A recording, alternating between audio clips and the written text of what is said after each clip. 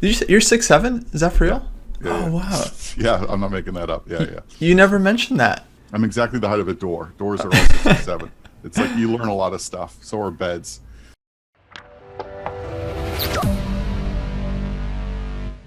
Well, okay. Well, let's get into it, Neil. So, it's great to have you on the dojo. I'm just gonna start recording. We'll use Yeah. whatever, and um, it's really cool to have you in. We basically just wanted to talk about kind of like habits and working on chess. You Sure. recently had this really cool thread about your journey that riled a lot of people up. Oh, cool. Got a lot of people arguing in the Discord. Um, but I think like I don't know, we'll get into it. I think the beauty of what you do is that it's just like it's so consistent and it's so simple. Like you don't really need a lot of fancy technology to work on chess. Nope. You basically just need like time and like a little bit of motivation. Yeah. So okay, well let's back it up. So I'm sure people have maybe know a little bit about you, maybe not. For those that don't know anything about you, when did you kind of start working on chess in recent times? Yeah. So I joined. I got into chess pretty late in life. So I had played like a little bit with my father as a little kid, and then like at 40, I said like I'm going to get serious about chess, and so I should join a club. And so at 40 years old, I went to a local chess club called Metro West Chess Club. It's not far from my house in the Boston area, and everyone was super nice. And I played in my first monthly tournament, and I got like a rating of 1160, I think. And then I was like, I'm going to get into this. And over the next 18 months to 2 years, I jumped from like 1160 to into the 1600s. And then but I had a totally random approach, which I think most people do, to studying chess at the time. And then I got started traveling a ton for my job. I'm the chief product officer of a software company. I've been in product roles for the last 18 years, and so in non-COVID times, that's a ton of travel, a lot of customer meetings. And then I moved to the UK for a job for a couple of years, and I just was a back burner thing. I also I've got three kids. One was young at the time, and that all kind of affected how much I could get serious about chess. So I put it on the back burner for a few years. When I came back to the US, I'm like, I'm going to get into it again. I went to back to the Metro West Chess Club. I played this game where it was like move 7 or something, and I could have won a queen with a 2-move tactic, and I missed it. And I was like, there's something wrong here, but I didn't figure it out. And it was a slow game. I had all the time I needed, and I missed it. And then after the game, the guy, which I lost, the guy said, hey, you could have taken my queen. Why don't you take my queen? And then I just was like, how stupid am I? And like, what's wrong with me? And I was like, never again. So I decided I'm gonna so that was 5 years ago, January, 5 years ago. And I said, I am going to take this really seriously. I am going to start by buying all the books with little pictures of children on it that have to do with tactics, like all the Coakley books and the rest of it. And then I started going through the books, and while I was in the UK, I took a few lessons from Dan Heisman via Skype, and he had said some people will, make flashcards out of puzzles, and so I thought that was kind of interesting. So, did a few of those, and a few turned into 8,000 cards, and I I started deciding that I have to make this a daily habit. And one of the things I did was I was working in Boston area. I had to commute into work, and I said, well, if I take the train, that gives me 45 minutes every day versus Mm-hmm. driving, which is what the lazy people do. So it's like, what if I took the train, and then that gives me 45 minutes every morning, 45 minutes at night, and I'll bring a puzzle box of puzzles with me that I've made, and I'll just put on my headphones and I'll crank on puzzles every morning. And so that became a routine. And then on the weekends, it wasn't that hard to continue that habit. And so I did puzzles. I would do puzzles, and I would at night make more puzzles. Or if I was on planes, I'd like get my scissors out and I'd be cutting on my little, plane tray. What And would you listen to on your commute? I've got chess, like, so to show how like willing to deal with tedium I am. I For the first I'm not kidding you. And my wife's like, how can you possibly do this? For the first 6 months on the train, I listened to one song on repeat, 45 minutes straight. It was Chariots of Fire.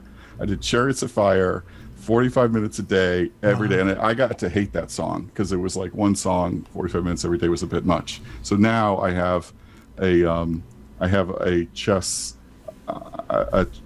track, which is mostly fun, like upbeat songs. So I've got some like How You Like Me Now from The Heavy. I've got Low from Flo Rida. I've got Champagne Supernova from Oasis and Bohemian Rhapsody and Queen and Oh, wow. Rolling Stones. So I just have a mix of like fast beat. So you're pumping yourself up. You're like Yeah. training. And so my first song, and it's a trigger for me to kind of get focused, is hold on, I gotta get to the right one. So my first song that I listen to is it's Flo Rida's My House. And so when I put that on, I'm like, okay, I got to get focused. So like I go on the train. Back then, I was going on the train. Now I have to do it at home with COVID, but I get on the train, I put in my headphones, put on that song, and that meant it's time to open my backpack, get out I'd have like a box of cards.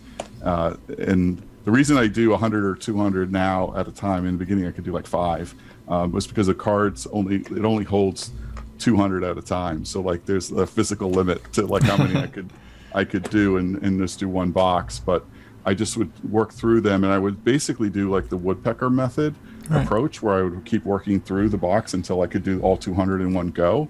And I'd get myself down to where I could do a box in like I could do each card would take me like 5 seconds, because I was basically doing them through pattern recognition, because I kind of had them memorized. But if you have thousands and thousands of them and you space them out, you're going to forget, and so then it like turns back into calculation after some point. Yeah. Do you remember which book you got the original tactics from?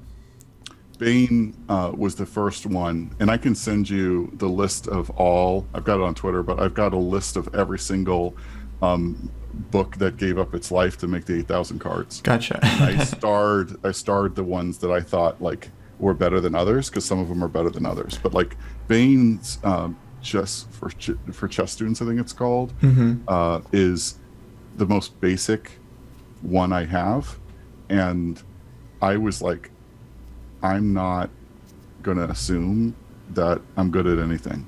I'm gonna like tear this house down. I'm gonna start over again. And I'm gonna pretend like I don't know how to fork a queen and a king. Right. And I started there, and then I just kept building up. And one of the hardest books I have, and people laugh at me like at the chess club when I have it, is like How to Beat Your Dad at Chess. People think that's an easy book. That is not an easy book. No, I remember hearing good things about that book. That's a great book, but it's got a lot of stuff the average player wouldn't solve.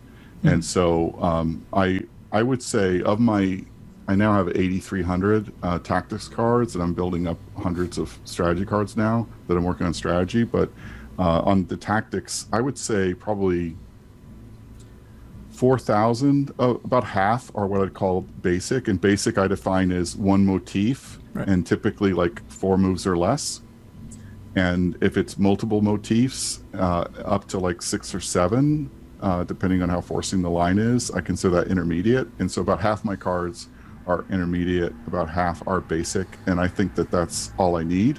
I don't need to work on like 8-move tactics, because below the master level, I think it's going to be so rare that I miss that and someone else finds it, that like it's not a problem for me. It's not a priority for me. Yeah, we should put a pin in that, because that's something interesting I think we could talk about. I want to clarify a couple things. So I listened to a little bit of one of your podcasts with Ben when you guys were discussing the woodpecker method. Yeah. You mentioned that you did learn chess as a child from your dad. So I was wondering, like, how much did you learn? Like, were you playing full games? Did you know like what en passant is? Like, what would you say your level was back then? Yeah, I would say, I don't know if I probably knew en passant. I might not have. Like this was going back ages ago. So I mean, like I was probably like 7 or 8, and there were other games my dad liked better, and so I learned the rules was basically what happened. Right. And in fact, I thought about joining a chess club in high school, but I just did other things. And so like I had not played, like I didn't know what a clock was. I didn't know what a score sheet was until I was 40 and I like went to a club. I had played on ICC in my like late 20s, early 30s. And that was like my only exposure. And I bought a few books, but like I was randomly buying the wrong books. And Mm-hmm. so like that wasn't super helpful. I will say that right before I went to the club, I read Wolf's book, which at the time was called Chess for Idiots, and before now it's called Play Like a Boss. But that book is awesome for like a great first book for somebody because it gives a little bit of everything. It gives like a little bit of openings, a little bit of strategy, a little bit of tactics, a little bit of end games. It's a great all-in-one how does chess work kind of book. But yeah, I did not have like any child brain activity that would merit any value. It wasn't until I was 40 that I got even modestly serious, and it was only in the last 5 years since I was 46 that I would say I was training. Gotcha. So another thing I was wondering about is like, so you're well known for the doing the flashcards, and now you mentioned like 8,000. Obviously, that started from just like zero. You Right. just did a few of them at a time, and I think that's what a lot of people don't realize. It always starts out like as nothing, and then then when you look back on it, all of a sudden it's this like huge feat. Um, how did you know like to first focus on tactics, or how did you make that decision? Yeah, it's a good question. I mean, I I had played for a few years in tournaments at Metro West, and even when I lived in the UK, I actually found a local club and I played in a couple games there. But I, it was clear to me, and I had taken, I took a few lessons during that period, like I said in the UK with Dan Heisman, and I actually, now I'm trying to remember Larry's last name, the Grandmaster in Cambridge who wrote. Oh, there's Larry Kaufman. Christensen. Oh, No, Christensen. Christensen. Mm-hmm. So Christensen lives in Cambridge, Mass, and I actually went to his place and I took a few lessons from him. Oh, Now he was, as you know, probably know, he's like super tactical dude, and he was, although I will say I really cherish the time I took a few lessons from him. He's the nicest guy I've ever met, and I was like a 1100 player, and here's this grandmaster wasting his time on me. But I he said things that just I couldn't relate to, like, oh, when I was 13, I read all of these tactic books in one summer, and I jumped from like 1100 to like 22,000 in like a summer. And I'm like, yeah, whatever, dude. Like, that's not going to happen to me. So, like, I think it's very hard for people who are over 2000 by the time they're 14 to like relate to anyone under 2000. I just think it's super hard because they look at my games and they're like, you don't know how to play chess. I'm like, yeah, that's why I'm here. But like, for them, it's like so obvious, like things like I said some of this with Ben, like the concept of like weak squares and like you can fork a square. None of these things make any sense to a beginner. Like the fact that all forks are forks of squares and sometimes pieces are on them is very meta, and it's like not the way people start to understand chess. I see. Yeah, that's really interesting. I think, yeah, it is true for a lot of people that get 2000 like really quickly. It's just they cross over so many hurdles without even realizing they have no idea how many obstacles are in the path. I think I was somewhere right in there. I think I hit 2000 when I was about I think I want to say like maybe 15 years old or so. So yeah. I'm like right at the one threshold. Of them. I love you, man, but you're one of them. I know you are. Yeah, no, I did a ton of chess as a kid. To me, I think that feels like one of the most important things that determines like how quickly someone can progress later on is how much they did as a kid, how much they like develop that muscle beforehand. So okay, so your flashcards, they cause a lot of discussion because people are always like, they always question the method, but like, man, you've been doing it for so long. It's really impressive. What's the downside? Like, are flashcards worse than doing it like chess puzzles online? Like, what's the beef? I think I think people see the flashcards as like oh, now they have to like write them out. They have to do all this work. They could just do like chessable, or they can just do like chess tempo. But I think the point is that people are not doing it for like an hour a day for like 2 years. They're not. So you need something that you can stick to, which I think is one of the hardest parts about it, is just finding like a system that works for you. So can you talk a little bit, like, how did you started with the flashcards? Did you like track your training at all, and how did you do that kind of thing? Oh yeah. So like I have a super low tech approach. So what I did is like I came up with, let's see if I can see an example in this deck. I just have other colors that separate. Like every 50 cards, I separate with different colored cards, and then I will like write. So here's stuff from 2018. Like I will write how many cards I did, and like how what the date was, and how many I got right, and how many I got wrong, and how long it took me. And my goal, my mega goal, was to be able to solve basic and intermediate tactics within 30 seconds, which I think is totally realistic. I want to play in slow tournaments. I'm not interested. Like, I don't even think bullet is chess.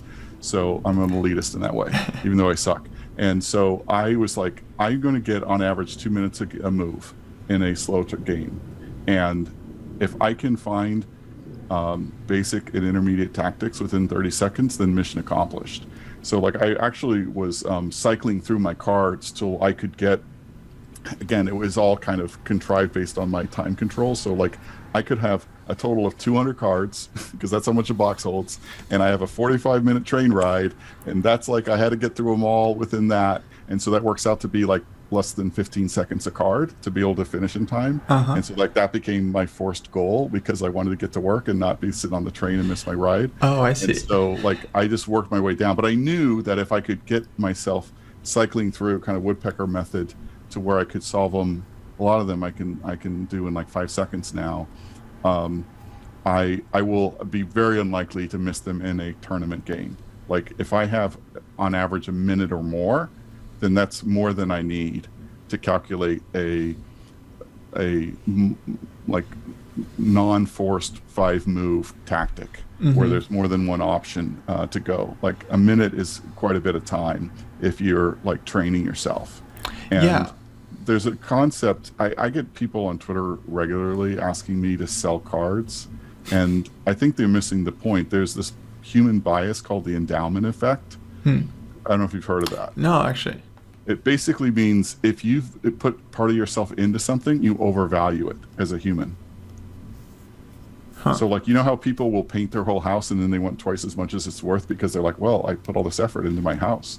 That's the endowment effect. So I have endowed a lot of value into these cards. I have made little pieces of art on the backs of these cards, and like I'll try to see an example of one that I wrote a lot of stuff on, but like it's that effort of like naming the name of the mate and the types of the tactics and all of that stuff. So for example, like this is like a typical card where I'm writing all these variations down, and I think people cheat themselves by they kid themselves. They go online, they guess the right first move because that's the way online chess works. It's like you don't solve the whole thing first like you do with a card. Right. You get to move pieces around. Yeah. And I think that's a bit of a cheating yourself out of like really testing whether you got it all right before you check the answer. Right. And I mean, you can be disciplined and not make a move on the board until you feel like you've calculated things through, and then you kind of have to like judge yourself. But most people don't do that, right? Most people, they get the first move right, good, then they go from there.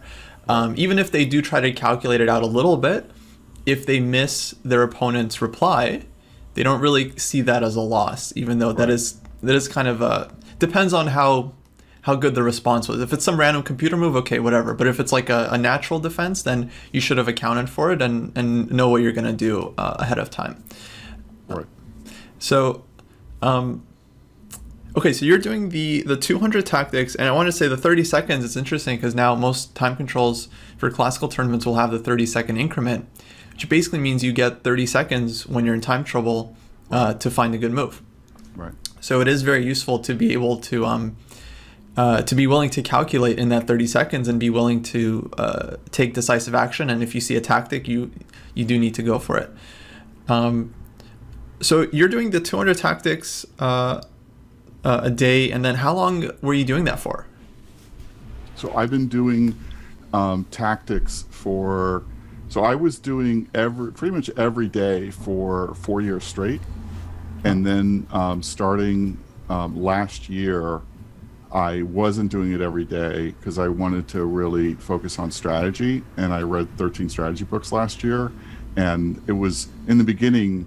It was a choice. It's like I'm going to commit 1 to 2 hours a day, and I'm a chief product officer at a software company. I'm a busy guy. I got kids and wife and house and mortgage. So I was like, I'm just going to do strategy, and I'm going to let go of the tactics because I felt like I was, pretty good after 4 years at basic and intermediate tactics. But then I always wanted to like figure out how to do a little bit of tactics every day. I think that's useful, even for the rest of my life. Like I think that I want to do some tactics every single day. So now this month I committed to doing both. So I'm doing tactics in the morning, and then I'm reading Chess Structures at night is my current book, and so I'll do tactics is typically like 30 to 45 minutes, depending how fast I am that day.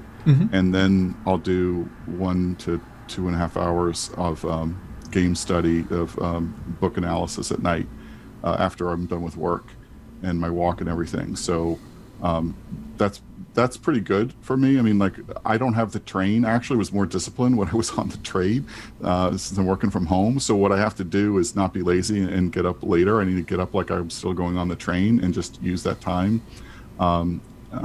And I also, like we were saying before the interview started, I think it's important to find books that don't feel like a slog, that are because if you feel like, oh, this is nightmarish, then you're going to limit how much pain you want to put yourself through. I will also say, because I hear a lot of people, and like Dan Heisman's one of these guys who thinks training should be fun. I totally disagree. When I go to the gym, I'm not having fun.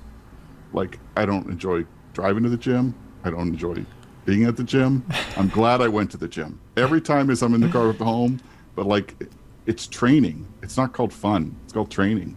And so like when I'm doing my puzzles, I'm not like, man, huge smile on my face. This is the funnest thing I've ever done. No, not at all. Some days I don't even want to do it. But like, if you're an athlete or if you're committed, you're going to do it whether you feel like it or not. And to me, it's not even a choice. It's like it's who I am. It's part of my identity. Is I'm a chess player and I train. And so I think people overestimate motivation and people overestimate fun, and they underestimate the will to like get better. But I would think that you have kind of like the inherently most powerful motivation of all. It's like you identify with this identity of being a chess player, and that's a person who it's like you have no choice. I have no choice but to train. Right. Like to me, it's not an option. It's not like I don't even think about it. Like a lot of like I didn't used to floss my teeth, and now I do. I don't even think about it. Like I think that the other thing, I know part of what we want to cover is habits. Like from my study of Tiny Habits and Atomic Habits, I've read like 6 habit books, is habits beget habits. And if you start habit stacking, like what I say to people, like Ben said to me, the other day, oh, I was doing 2 hours a day and now I'm doing nothing. I mean, that's the mistake. So I'm going to read 1 page a day, and I'm going to solve 1 tactic a day, and I'm going to feel awesome doing that. And if you do that, you are going to do it every day. Right. And it's what happens is when you have a perfectionist mindset of like, if I can't do X, then I'll do nothing. That's the mistake. I remember being at BC at Boston College, and I did some karate in high school, and so I joined the karate club at college, and then like I decided to bail out of it. But like there were these 2 people who were in the club, way worse than I was at the time when I was a freshman. I see them as seniors with super high belts, and I think, It's the time, man. You just got to put in the time. I don't care how good you are. You put in the time, you're going to get better. And it really struck me. I was like, wow, these two people, they were committed and they did it. And that's what it takes. And so like that stuck with me, that like you got to be willing to put in the time, and you can't make excuses, and you got to find ways. Like people have said to me like, how do you read so many books or whatever? Like I exercise every day. I go for a 3 mile walk after work, and I listen to Audible at the same time, or I'm on the train, I'm doing my chess puzzles. Like you can double up, but let's say I do 2 hours a day. That's less than 10% of my life, 24 hours a day. Everyone's got them. And so I think people, they look at this the wrong way. They look at this as like, as impossible. There's a lot of can't words. And I think that like I would never have made 8,000 flashcards if I thought I was going to make 8,000 flashcards. I'd have been like, there's no way that can't be done. Like who even has that? Like we're going to store them. You know, it's like I would have come up with all these excuses. And so I was like, I'm going to make one book's worth of cards. I made the Bane ones. It was like probably 150. And then I was like, oh, this isn't so bad. And like I'm learning. I'm like writing down, why is this move good? Why is this move bad? What is the name of this motif? What is the name of this checkmate? I had to learn all these things. And then I was like, well, I'll do another one. And you know, if you keep working, you are going to get better. So anyway. Yeah, no, I think you brought up a number of good points there. We're both big fans of Atomic Habits. I think it's like the best non-chess book for chess players, I think, especially anyone who's struggling with coming up with like figuring out how to just like structure their training, because I definitely suffer from the perfectionist mindset. I think it's like a neurotic thing. It's like, yeah, if you're not training in like the best possible way, it's like there's a sense of like, well, let me just figure it out until I know I'm doing everything correctly. So it's, yeah, very it prevents a lot of people from doing anything then, or doing any kind of, because you could just do a little bit and you would benefit much more. So I'm totally with you in the sense of like, just choose the minimum amount that you know you can achieve every day. Start with that, because starting is always the hardest part. People were actually discussing in the dojo the other day, like how much does a coach actually help, and how much, what percentage of someone's progress is a coach responsible for? And someone was like 0%. It's like 100% on the student. And I was thinking like, okay, that's a little harsh. But I was thinking about it, and I think it's actually like, I don't know, my initial estimate is like 90% on the student, 10% on the coach. But the first 10% is the hardest, and that's where the coach helps, like to get the motivation going, to kind of show the student like how to work on the game, like how to solve a tactic, how to review a problem that you got wrong, how to go over your game. And then once the student kind of sees like, okay, this is how you work on it, then they can start doing their work like kind of more confidently. Once they it's very much like a fitness trainer can just show you how to do the exercise, show you what it's supposed to feel like, where it's supposed to hurt, and like how much resistance you're supposed to be feeling. And then the rest you kind of just like get a handle of it for yourself. Yeah, I totally agree. I mean, I've gotten the most out of coaches that I've used over the years because I was clueless on what to do.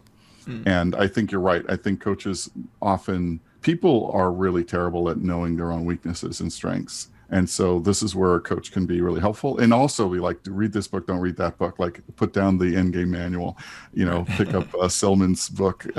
And so I think there's too much information out there.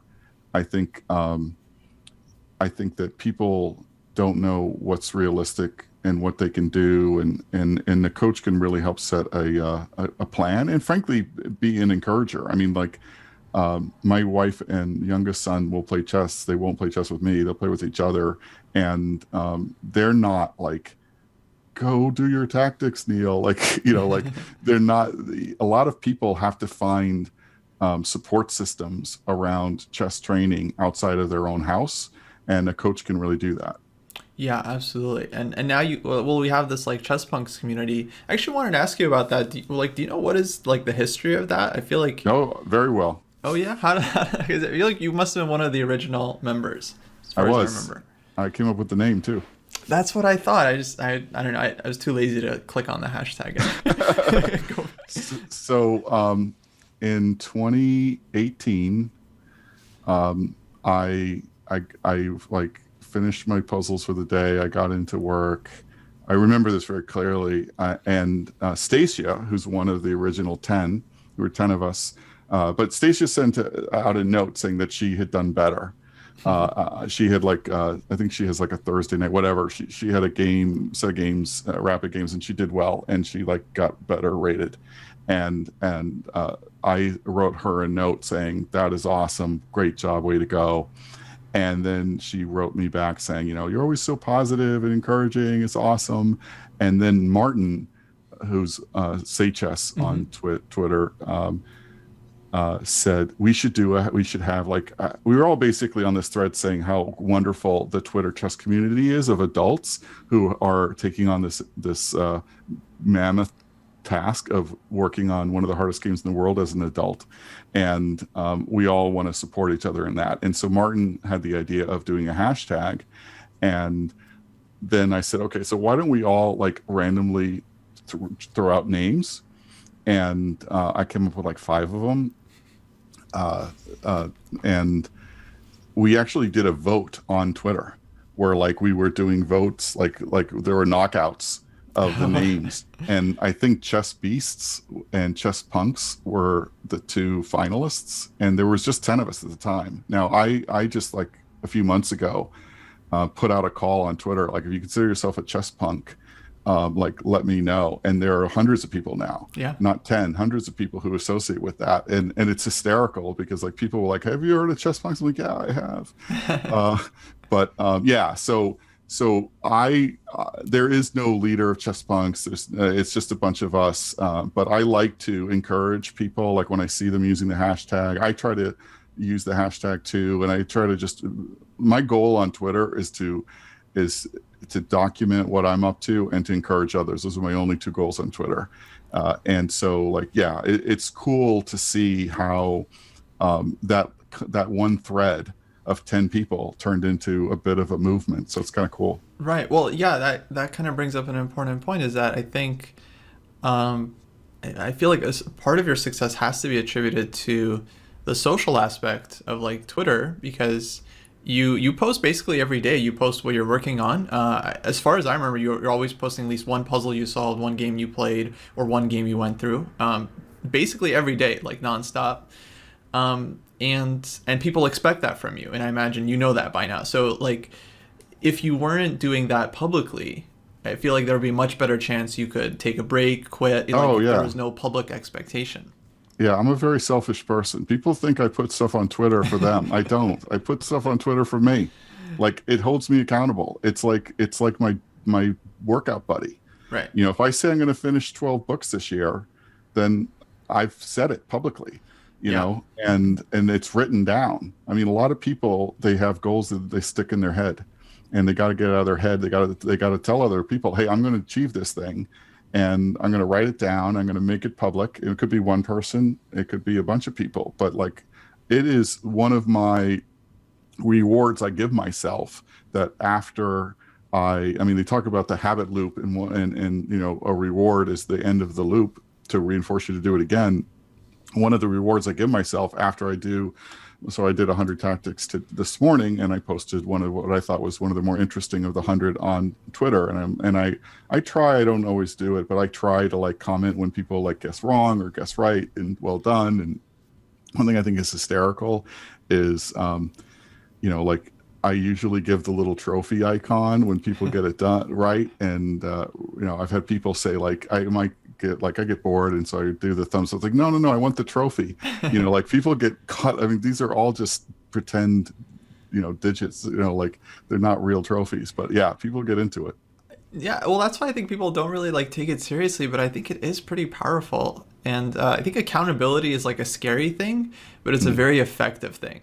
Oh, very. It's super effective. So it could be worth it for someone out there. Like if you truly believe in the goal, then because the unfortunate truth is that we can renege on promises we make to ourselves with no penalty, and we know that there's no penalty, and so that makes it pretty much painless in the short run to not do something you set out to do, whether it's tactics or reading a certain amount every day or whatever it is. I remember when I was doing the woodpecker method, that was actually a big light bulb moment for me, because I was like, I really want to do this book, but like I hadn't been doing like a ton of studying at that point. It would have been my first like serious tactical training in a while.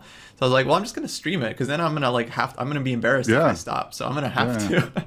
It yeah, to worked out. finish. I was so grateful by the end of it. I mean, the first couple of days were rough. I don't fully agree with you that training has to be suffering I don't think necessarily. it. So yeah. So let me be clear. I don't think it has to be suffering, but I think if you think it's going to be a joy, you're setting yourself up with the wrong expectation. Like Hmm. joy is not my goal. Fulfillment is my goal, and it Fulfillment. doesn't have to be suffering. Like I'm loving Mauricio Flores Rios's chess structures. That's a joy for me. Now, Hmm. not every book is a joy. You know, Pawn Power was a nightmare, but like um, I think that people, if you set a goal expectation that every bit of training, I mean, like you've probably trained in lots of different ways. Like, is every day that you went to train, you were like, oh, I can't wait to train? Probably not. No, And so I definitely think not. that's an expectation problem I think people have. I think that it should be enjoyable enough that you're gonna be motivated to keep doing it. But I also think that there's a time that sometimes you just got to grind it out, and that's okay too. Like some days you're not going to feel like doing it, but you just do something, you know. Hmm. So that's kind of my point. I don't think it should be I'm not into flagellation. I don't think you should be hurting yourself, but I just think that too many people I hear say if it's not fun, you won't do it. And I'm an example of the opposite of that. So what do you think? Like, how fun do you think training has to be? So I think we're onto something. I think we are searching for pleasurable feelings that I wouldn't describe as joy. I think fulfillment and satisfaction are much closer. Because for me, I feel the most motivated when I have a concrete event coming up, and I know I'm gonna have like real chess games, maybe some norm event. I know my opponents, or it's something like Gibraltar, Reykjavik, and I know like how big that event's gonna be. And so for me, it's like I kind of have this, it's definitely an external motivation, but it's also the sense of like, if the work right now is hard, that means that I'm going to improve as a player. So it's like I'm seeking challenge, and the resistance, it actually becomes in a way pleasurable. Similarly, I was actually surprised by what you said about the gym.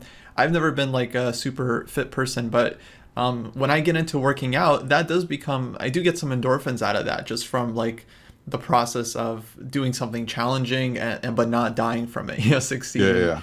I think chess, especially calculation work, to me that's always been the closest to fitness training because you really have to like try to push your brain to visualize a little bit Mm, deeper than you feel mm, like you can, and mm. and to me that's very much like kind of stretching the visualization muscle.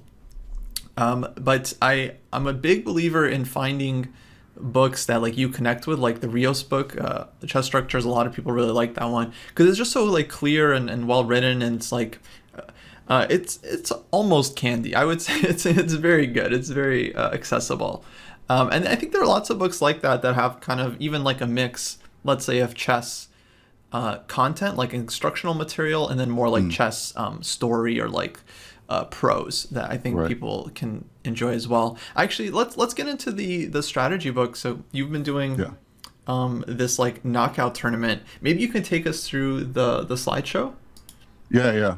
So like I said, I used to pre-COVID, I was going to the gym, and then I stopped being able to do that. So I started going for walks every day. I go for a 3 mile walk after work. And on one of my walks last year, um, I I said to myself, well, maybe I could make a bit of a game out of my strategy studies.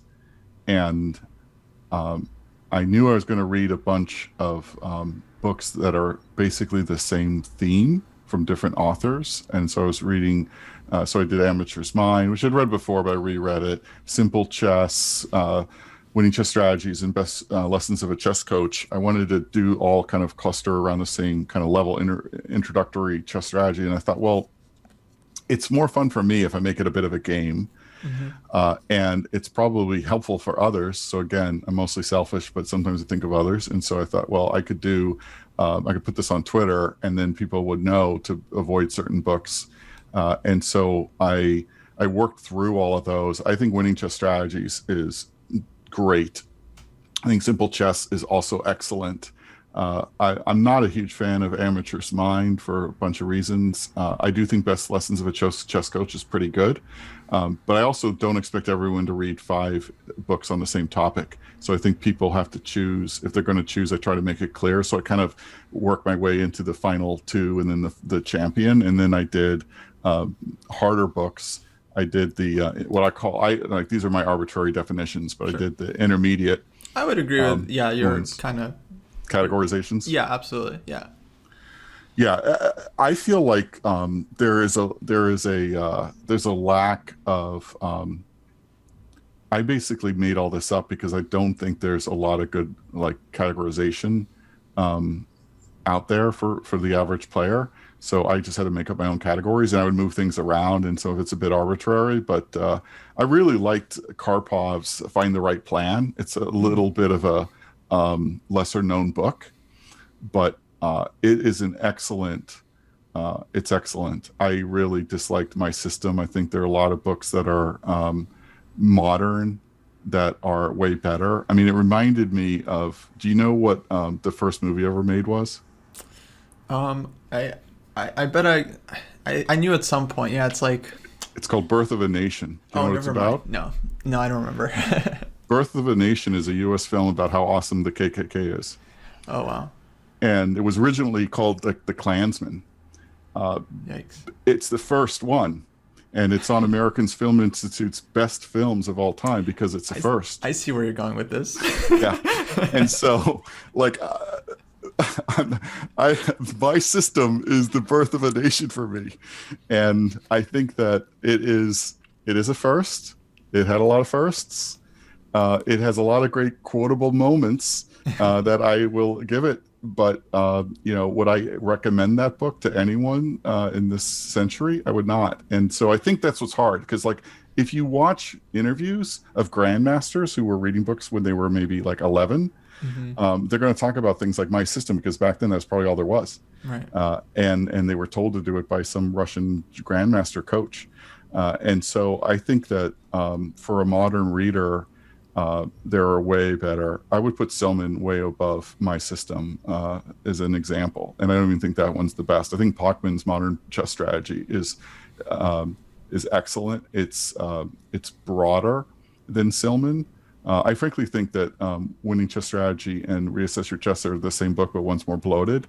And I don't think you want to read 2 of the same book twice. It's not the most efficient use of your time. And so, like, I really liked Find the Right Plan and Modern Chess Strategy because they were very different than the Sarah-Silman school of strategy. Hmm. And I think that's important. It's important to get different views. Now, the other book on this intermediate level that was someone really recommended, so I threw it in there, was First Move First, Think Later. Did you ever read that one? Just a little bit of it. I have it. Yeah. It's, I think it's very important. Although you don't have to buy the book or read the whole book because the concept's so simple. I could just save people the money. The concept is that concrete analysis trumps principles every day of the week. Hmm. And Silman's quote of "don't even look at moves before you come up with a plan" is idiotic because they should do both at the same time. You should be looking at moves, and your brain won't even let you do it. So, like, why are you trying to, do something your brain won't let you do? Your brain's going to immediately start doing moves at a subconscious level, whether you like it or not. So, it's really a psychological book about how your brain works and how your moves that you see are going to affect your view of your strategy. That they're not like first all of one and then all of the other. It's a commingled game, and it frees up your thinking so that, because if you're a student, you don't know any better, and Silman, who's supposed to be a god of chess, says you can't look at moves before you come up with a plan, then you think that's true. But basically, Willie's goal is to question that, and I think Right. he's right. Now, I don't know that requires a whole book, but I think conceptually that's an important idea. Yeah. I mean, I think basically it's like we just have to avoid the extremes here. Like I imagine for Silman, it's more about having like a context of the position before trying to like make a decision. Because I mean, someone is of course a real chess player. I'm sure he's had the experience where he sees a tactic before he even thinks about the position, right? Right. So I'm sure he's had that, but I feel like what he's always been trying to do is just give people a way to kind of like scan the board, analyze strengths and weaknesses when there's nothing clear, or immediate, nothing obvious what to do.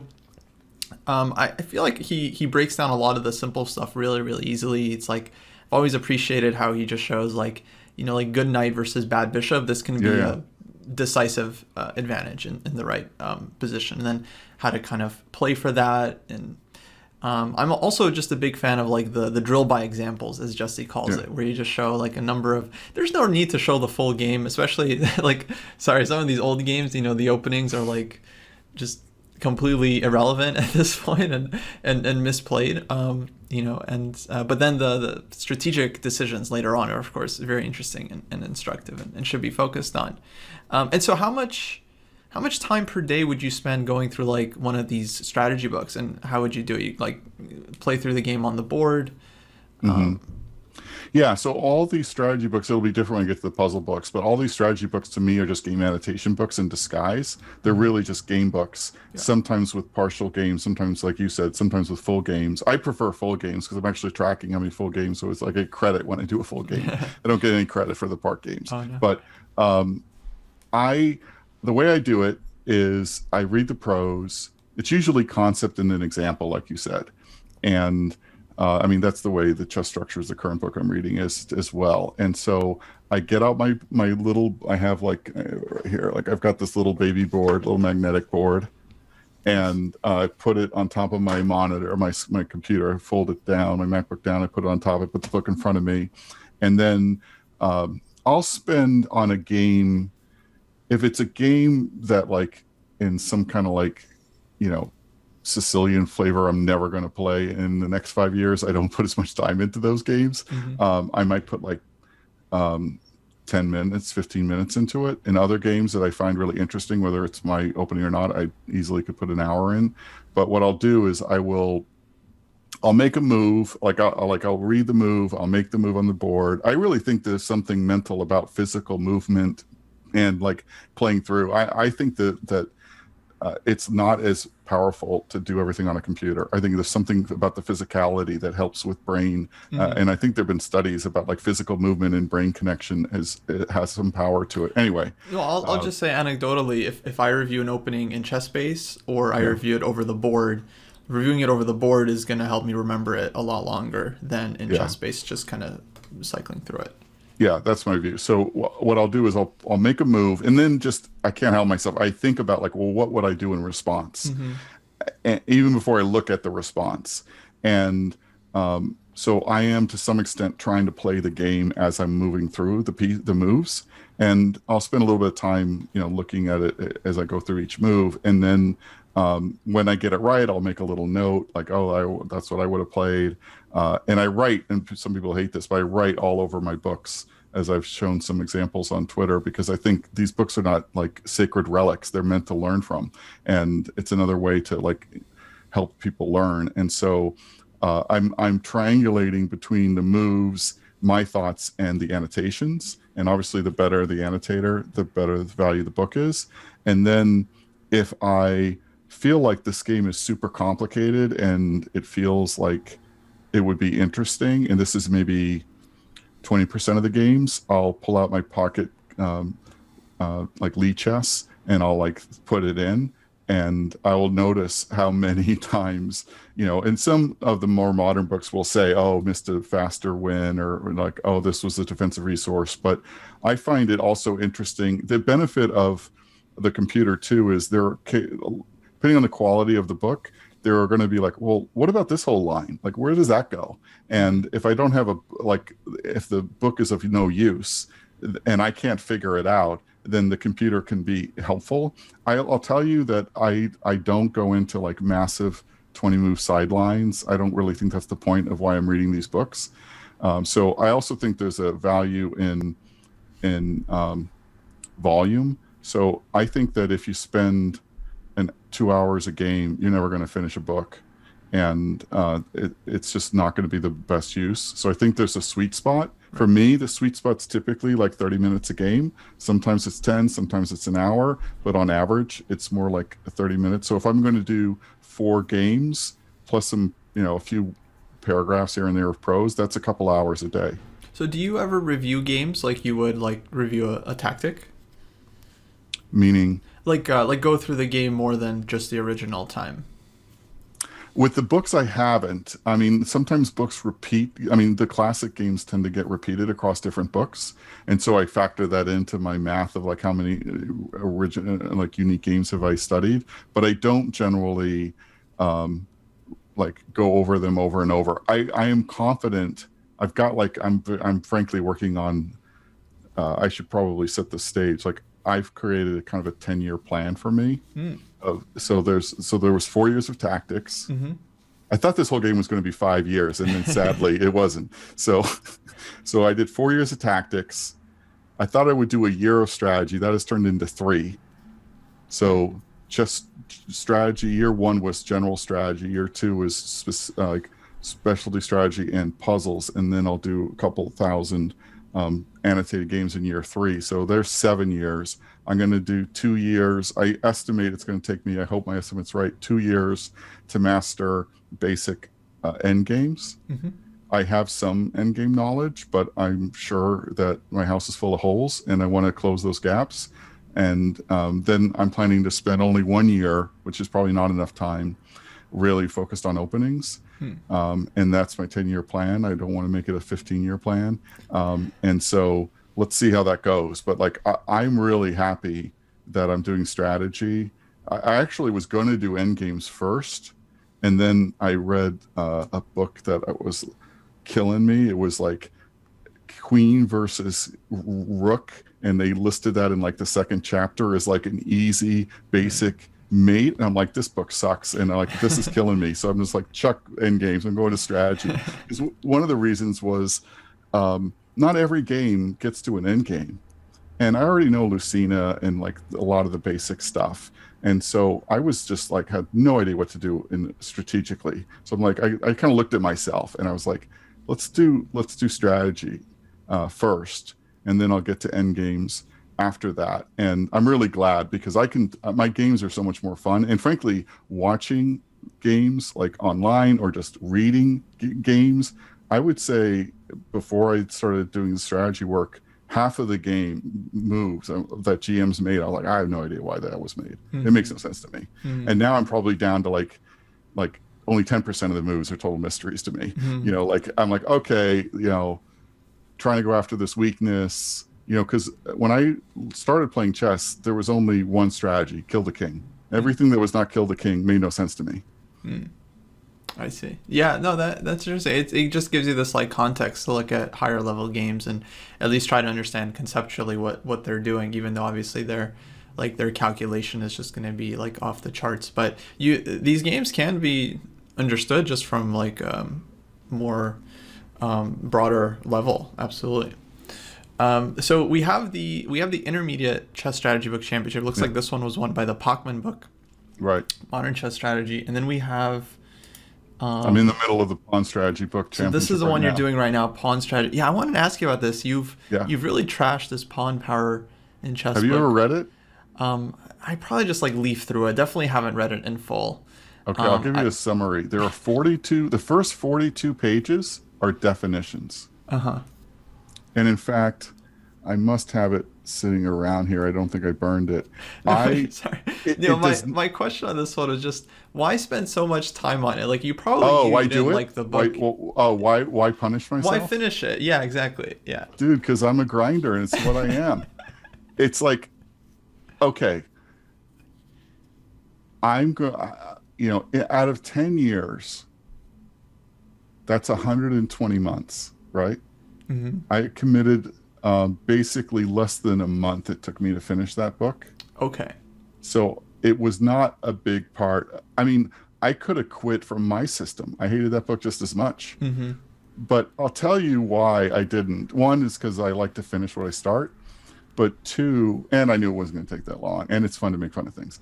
But it is the first one. Every other book references it. Oh, I see. And it's kind of like I similarly, I mentioned films. I in my 20s, before I was married, I had a lot of time. I saw American Film Institute in 1997 put out their top 100 films of all time, and I thought Hmm. of myself as a bit of a film buff. And I looked at the list. I could only remember the full like movie of 25 out of the 100. Hmm. So I spent the next 5 years working through the entire list. And I don't like musicals, and so like that, those were kind of rough for me. And some of the earlier ones, like Birth of the Nation, there were others were not very good. But there's a bit of people love to throw around this term chess culture. I think that I am a more well-rounded understanding of chess history person because I've read my system. Now, Yeah. Hmm. it depends on the goal. If your goal is to tell people which strategy book to read, you can't not read my system. If your goal is to just be a normal person, be better at chess, don't read my system. Okay, okay, that answers that. So, so you're gonna be choosing one of these three on both sides. Yeah, yeah. So chess structures, I'll tell you, I didn't even have Solstice and Andrew, the structure chess in my list at first, but like all these people on Twitter, it's like, how do you not have that book? Mm-hmm. So like I went on, I got it right here. I went online, I found an old copy. Nice. Dan, did you ever read this one? Have you read any of these pawn books? Yeah, yeah. So I probably read the most of the Rios book. Okay, and the But I read a most. little So bit you of the haven't finished Solstice any of book, them. You haven't and finished any of these books, yeah, man. I actually don't finish a lot of books. I'll read like maybe 60, 80%. And then as soon as it gets like draining, I'm just like, okay, let's move on. Cause then I'll read one game, a week, right? If I continue, because I'll try to make one book like my main project. Got it. Kind of like what you're doing, except maybe in a, let's say, a shorter scale. I believe in the idea of just working on one thing at a time. Like you're Oh, gonna you do? hardcore work on your calculation. Yeah, absolutely. Because Because we should spend a minute on that because like yeah. I find that most students, most like adult improvers, totally don't do that. Like, and Mm-hmm. that makes no sense to me. Like most people I know, they're like, I'll do Mondays is tactics day, and Tuesdays is strategy day, and Wednesdays is endgame day. And I'm like, how do you learn like that? Like that doesn't work for me at all. It makes sense if you think about it from like a working out point of view. Like a lot of people do like chest and triceps, back and biceps the next day and so on. But yeah, I think for chess it takes so long to retain something and actually like because you're fundamentally trying to like strengthen your brain. I think when you're working on your chess, like Yeah. consolidating patterns, building all these like connections. So I've always felt like it just takes a lot of effort and very consistent effort to work on one thing. So yeah, for me it's like I just choose like okay, this month I'm working on calculation, or Right. for the next until I feel like I'm not terrible at calculation, I'm working on calculation. Yeah, yeah. So we totally agree on that. Like, I just think maybe they're all smarter than me, but like, it makes no sense to me to be randomly rotating around. So I'm in your camp. So of these books, have you read the Shanklin books yet? Just a little bit of the first one. I can tell you, I cheated. I kind of like breezed through the pawn power or the power of pawns. Hmm. Um, uh, that one looks much better. It's basically an updated version of, I mean, even the title, The Power of Pawns versus Pawn Power. It's Oh, I not see. really marketing like a lot of difference in words. It is, he doesn't do 42 pages of definitions that make no sense, Lee and Luft, and all this crazy definitions that are made Pawn Power so famous. But I think that will be a very good one. I'm looking forward to it. What's also interesting, again, history matters. So like Sam Shanklin spends a big chunk of his first book on pawns don't move backwards. And that's the first sentence in Pawn Power. And that is not a mistake. Oh, I It's not a see. coincidence. Hmm. So like there's a value. Like one of the things when I was watching the American Film Institute, you've probably had this experience. You ever watched an old movie and then you're like, oh, that's where that came from. Yeah, of course, right. So like when I was doing all these movies from the 40s and the 50s, I Hmm. totally now get why all these movies from the 80s and 90s are what they are because they're based on these histories. And so the same thing's true with chess books. And so like everyone kind of bows down or at least gives a nod to pawn power. And so like it was good. I mean, it didn't take that long and I got through it. I mean, the truth is, just to be fair, most of the book, once you get past the 42 pages of stupid definitions, is games. Hmm. And if you can't learn from a game, then you're doing something wrong. Hmm. So like there are, and frankly, one of the things I like best, like I wish every book did that Pawn Power does, is it lists all the games in an index in the back. And so, like, let's say there was a Yeah. certain player. Right. Let's say I'm like you and I only read parts of books. Like, if there's a certain player that I was really into, I could just reference those games. Like, every Yeah. book should do that. Yeah, I do that all the time. Actually, I think a lot of books have it, but yeah, I'll do that all the time. Like, yeah, I just want to see all of Smyslav's games in the Yeah. book. Yeah, Yeah. absolutely. Um, so, okay, I guess I want to ask you now, like, what is the plan for the future? Were you playing regularly in terms of classical tournaments before the pandemic started? I stopped. I played for a bit when I got back to the US, but then taking on this job at the startup, I was on the road all the time. And so, Hmm. like, art club would play, I think it was on Tuesdays, and I was out of town a lot. And then also, like, if it's once a week for a month and I miss 2 weeks, then it's like I start thinking, well, like, do I really want to go to the club and pay for a month and only play one game? So like it got tough for me. So what I try to do is play a slow game online once a week now. So I Hmm. kind of mirror the same pattern. But I really find that there's something powerful about, playing at a club on a board with the clock, the whole game, whole setup. So I'm excited for when our club starts back up again. And I think that I'm not going to be traveling as much once COVID's over. And so I think I got a legit shot at making it to like at least 3 out of the 4 per month, and I'm really eager to do that.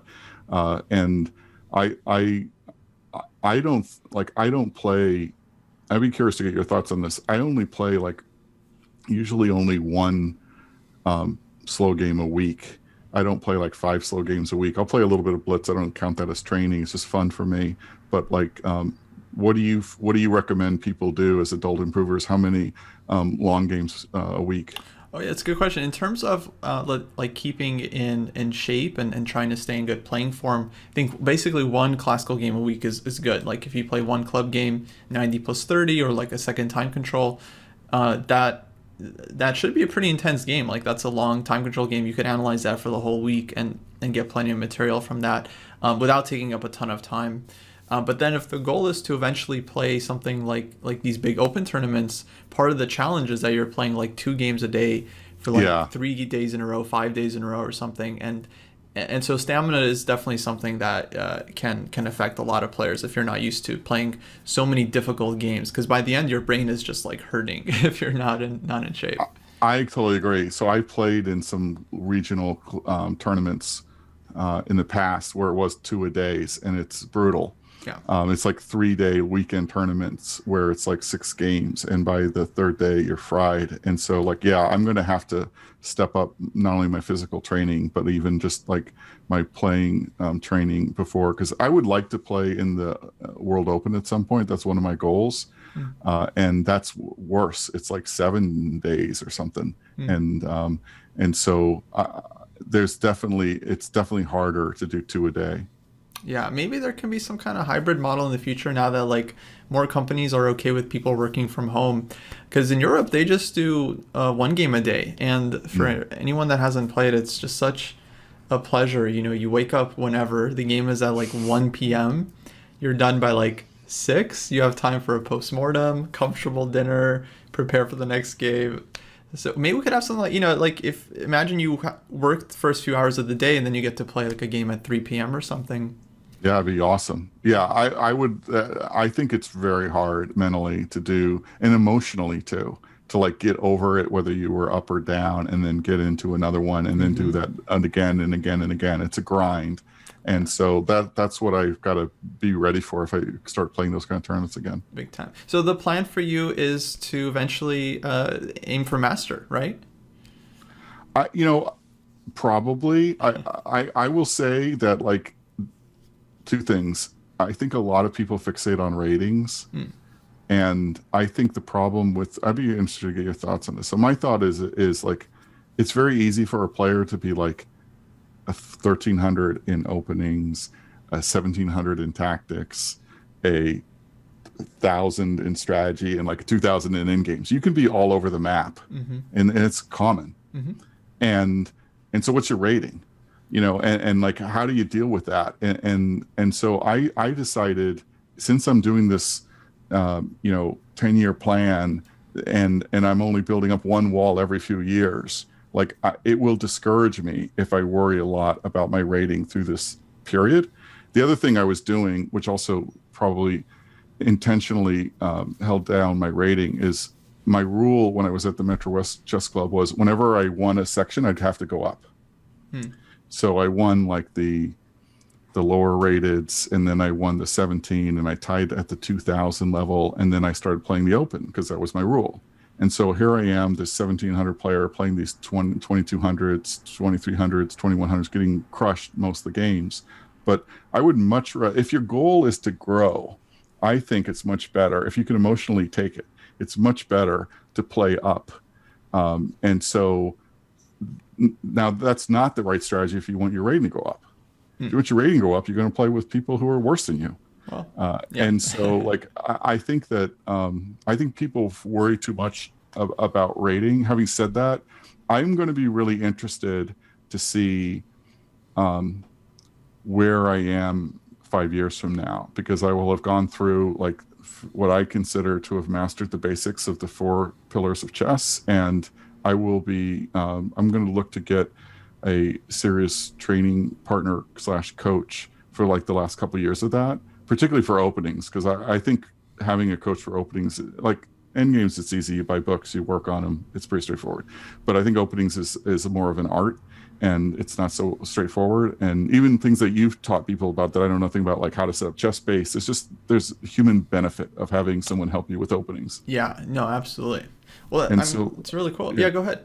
I was just going to say, so I will be interested. My plan is to be playing up in the open section for the next 5 years, and to lose almost all my games, and to learn a ton. Yeah.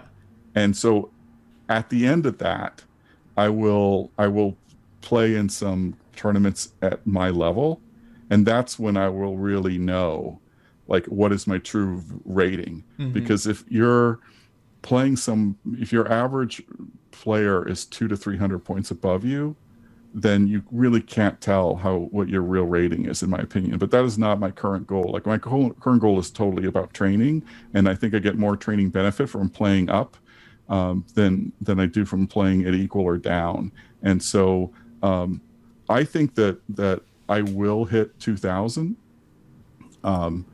I think that, because you asked me about master, like I think that master is very possible. But the way you phrased it was, is your goal to get master? And like, I'm all about like today, this month, this year, this 5 years. Anything beyond that, I don't even think about. Like it will take care of itself. And so I think that it will take me more than 5 years to get to master. So it's like beyond my threshold. Right. Yeah, I think I should clarify. When I say the word goal, honestly what I really mean is like that's kind of the dream. Like that's like the vision. Like if everything goes well, then one day maybe that's how it shows up. But like real goals, I think we would agree on is like things you can just achieve like today, this week, this month. I think that's what people should focus on, because whatever your vision is, whatever like highest rating you can possibly achieve, you can't possibly get there without doing the step-by-step goal stuff anyway. So it's like... Yeah. I will say that I think that lots of people, if they put in the work, could become a master. I've seen a lot of master games. They're full of mistakes. You're not wrong. You're not wrong. I think it's a totally different thing to play at a 2400 and a 2600 and a 2800. To me, that's like at a whole nother level. But when I've looked at 2300 level play, I'm like, that's not perfect. Yeah. No, I can talk down at them because I'm higher rated. But yeah, I would say they've mastered the basics and they can calculate some stuff, but they'll still make tons of mistakes. I mean, I still make mistakes all the time, especially in Blitz and Rapid. So it's not like anyone is immune to mistakes. But yeah, I think it's not unachievable, but it is difficult. It takes time. I mean, it's really like this is effort that just takes like years to fully Well, manifest. I'll also say that like when I joined the night chess club, it was very like, you know how there are classes Yeah. in, ABC. It was totally stratified by the humans too. Like all the A's hung out together, all the B's hung out together, all the C's and the D's. And when I started, I was like a D, and they never talked to the A's, you know. And it seemed weird, as an adult. It seemed weird. And like I would go into the club when I was a B or whatever, and I would still hang out and say hi to my D's friends, and like they would thought I was like doing them a favor. And I think a lot of my point is it's in your head. Like, why are people? There's two reasons I think people stay 1200 or 1300 or 1400. All of that stuff is unnecessary. Two reasons. One is you think you'd belong there, and so it's psychological. Mm-hmm. And the other is you're not willing to put in the work. Mm-hmm. If you think you can and you put in the work, I think most people can get up above 2000, I think.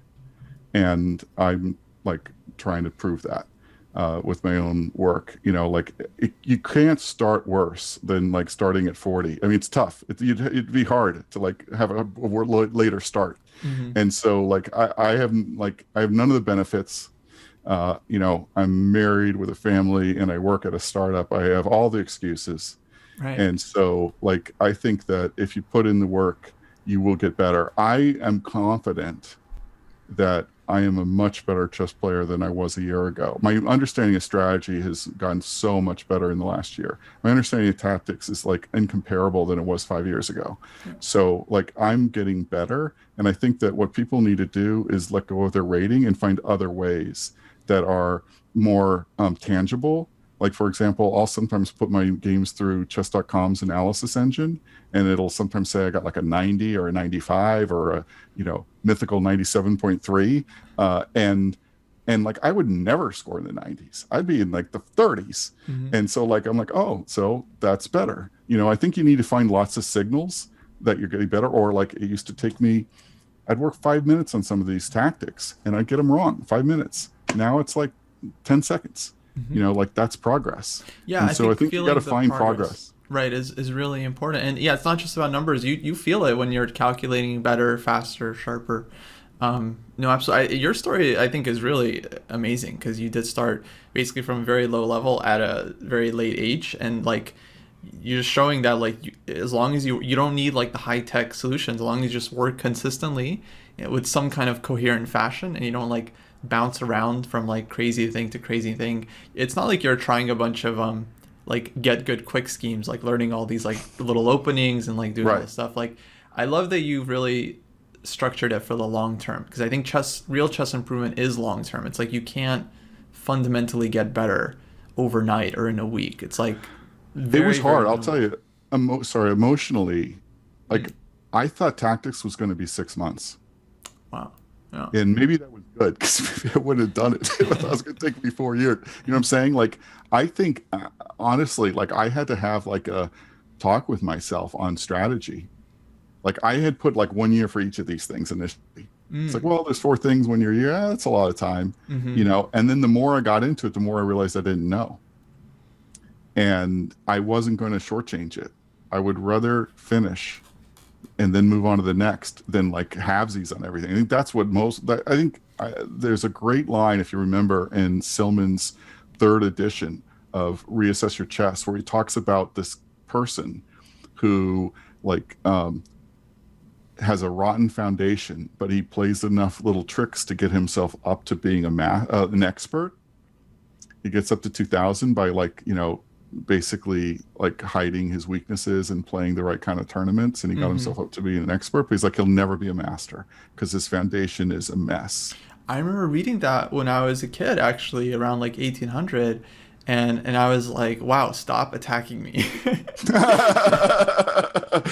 I resemble that. Yeah. And that really hit me. That was like, I am not going to be that person. And it reminds me, this is another book that I highly ever read, Mastery. Yeah, a little bit. A little bit. So you want to talk about feeling attacked. So he describes the dabbler, the obsessive, and the hacker, Uh-huh. and how most people are one of those three personalities. And to some extent, we all are in some parts of our lives. But this book Interesting. had a huge impact on me because he said life is mostly plateaus Uh-huh. with occasional bumps Right. and ups and down. And so if you don't like the plateaus, you're never going to find fulfillment in your life. You got to find peace with the plateau We gotta and you gotta yeah, enjoy the ride. enjoy the well. I want to say enjoy the training, but I know you don't fully. No, no, you should. You know, I am always glad after I train. Like that's the way I look at it. I'm really so focused during it, like I'm not even thinking. I'm just like training, whether it's lifting weights or whether it's like you. I'm not a big weightlifter either, but you know what I'm saying. Like when Yeah. I'm on the erg machine and I'm trying to hit my time, I'm not like, oh, this is the funniest thing I've ever done. I'm like trying to survive my breath and like not get a heart attack. So Right. like, but after my intense training, I'm always glad. Like Right. at the back of my books, I always put like, like what day I did and like how many pages I read, and like I have every day I have little mechanisms, and then when it gets into months I use spreadsheets. But like I think it's important to track and train, and if people look at it, if they look at chess as a lifelong pleasure, and all I got to do is be a little better today than I was yesterday, a little better next week, a little better next month, a little better next Of year, course. then I'm going in the right direction. And like when people come to me and say, well, how much does your rating improve? Did that book make your rating go up 50 points? I'm like, dude, you're on the wrong path. You're not on the master's plateau loving path. You're on the dabbler, or you're probably on the Yeah. obsessive path. Well, yeah, I was just thinking about that. People still ask me about the woodpecker method all the time because I did it, maybe I think 2 years ago at this point, and I still get questions like, "Oh, is it a good method? Is it worth it?" And it's like, dude, just try it. It's 1 month of your life. Just try it. Worst case, you do tactics for 2 hours a day for a month. Like, how bad? How bad could that be? Yeah, and I think you made a good point. I saw your recent video on that, like about doing a month. And you said like if you skip a day, it's okay. Like I think that's a big thing is self-forgiveness, and like Hmm. and it's okay to miss. Like Right. that's something I think people, they miss a day, a day turns into a week turns into a month, and then they're done. And that's, you got to say it's okay. Like I have had days where I'm like, I've had a terrible day, I had a tough day at work, family stuff going on, whatever. I'm just not in the mood. I'm going to skip a day. And that's okay. It's like I'm pretty consistent. And even I will miss a day here or there. And you just got to give yourself peace over that. You got to say it's the greater path that matters more, and not be the obsessive that's like it's all or nothing. I think Right. that if you look at this as like it's part of who I am, it's what I do, going to be doing it 99% of the time. I miss a day here or there. It's okay. I think that's a much more healthy approach. And I can tell you overall, I am so glad and happy that I've like pushed myself. I wouldn't finish a book in a year.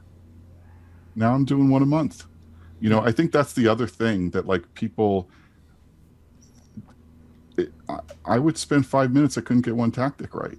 Like you don't start by doing 200 in a day. People are like, how do you do 200 in a day? It's like, well, because you do one, and then you do it a couple times, and eventually one turns into five, and five turns into, it's not like your first day you're going to lift 500 pounds. Right. And so I think people don't look at it in the long plan, the long game. And I think that there's a lot of pleasure in slowly building positive habits in your life, just bigger than chess. And so I don't know, like people think I'm special. There's nothing special about me. I'm lazy, I'm old, I'm not that bright. There's like I had a lot of things that are working against me. Everyone can do what I do. There's no special gifts I have. I think that's part of the charm is that you're like, I'm not special. But yeah, I think that's great. I think we should end it on that note. Yeah, I just want to say I hope you inspire a lot of people, and people can really learn just from copying kind of the principles behind what you're doing. actually goes back to like atomic habits. You got to make it attractive, make it rewarding, make it fun for you. And you do this kind of stuff, like rank your favorite books, and you'll find yourself reading a lot of books. It's like not that crazy. Thanks so much for joining us, Neal. This is a really great time having you on here. Well, thank you. I wanted to say I really enjoyed this time. I love what you guys are doing on the dojo. I have a ton of respect for you for offering so much free content to everyone and trying to help people be better at chess. I'm a big fan of all you guys, and say hi to David and Jesse for me. Of course. Thanks so much, Neal. Appreciate it. Thank you. Have a good one. Bye bye.